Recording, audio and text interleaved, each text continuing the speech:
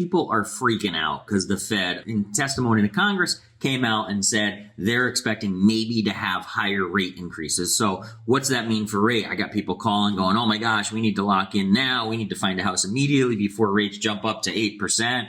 Well, if you've been watching here, you saw maybe 2.5, 3 weeks ago, rates already started to go back up a little bit. And that was in anticipation of, well, the market's reading what is going on in the economy.